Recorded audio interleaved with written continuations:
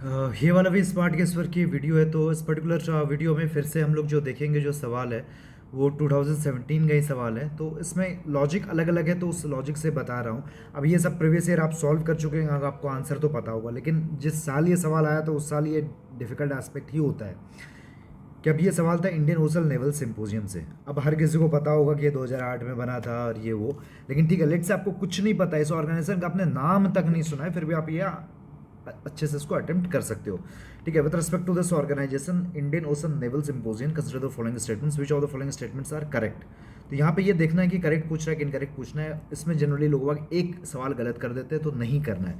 ठीक है, अब इसमें देखिए क्या, inaugural IONS was held in India in 2015 under the chairmanship of Indian navy. अगर इंडिया में होगा तो चेयरमैनशिप इंडियन नेवी का होगा, तो ठीक है। अब यहाँ पे इंडिया में हुआ था कि नहीं, या पहला 15 में हुआ था कि नहीं, कि ये दो फैक्ट्स में स्वैपिंग हो सकती है। अब दूसरा देखिए, IONS is a voluntary initiative that seeks to increase maritime cooperation among the navies of the littoral states of the Indian Ocean region. ये जेनरिक स्टेटमेंट है, सेकंड सही है। फर्स्ट में देखेंगे, ये सेकंड सही है, तो वन ओनली हो नहीं सकता, नीदर हो नहीं सकता। अब आंसर बी और सी में। अब दो अब बचा हुआ है, तो आपको अटेम्प्ट करना ही करना है।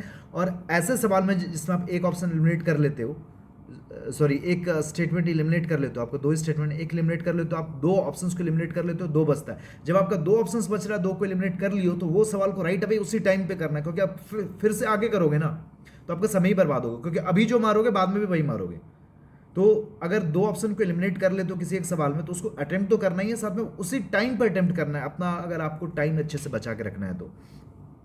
अब यहाँ पे इस सवाल में क्या है ना, दो फैक्ट है, इंडिया 2015। अब जिस सवाल में दो फैक्ट है ना, दोनों चैलेंजिंग है, तो मान लीजिए वो आपका जो स्टेटमेंट है वो गलत होगा, क्योंकि फर्स्ट फैक्ट की सही होने की प्रोबेबिलिटी हाफ है, सेकंड फैक्ट के भी सही होने की प्रोबेबिलिटी हाफ है।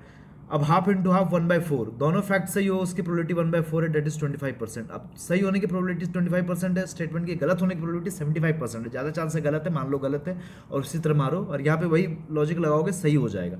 अब ये ऐसे जो लॉजिक है ना, आप तीन सवाल पे लगाओगे ना, तो आपका दो सही होगा ही होगा, मतलब एक तो होगा ही होगा, चांस है कि दो भी सही हो जाए। मतलब चार पे लगाओगे तो दो तो सही होगा ही होगा। जब दो पे सही होगा ना भाई साहब, तो ओवरऑल आप क्या है कि यहाँ पे 4 मार्क्स मिलेंगे, और यहाँ आपके जाएंगे कितने, 1.33। आपको नेट 2.66 मार्क्स का भी फायदा होगा अगर चार में तुक्केबाजी करके दो निकाल लेते हो तो। और ये कोई ऐसे नहीं है कि हवा में तुक्केबाजी है, एक लॉजिक ही है। तो इस तरह से आप सवाल को अटेम्प्ट कर सकते हो, और ये लगता है।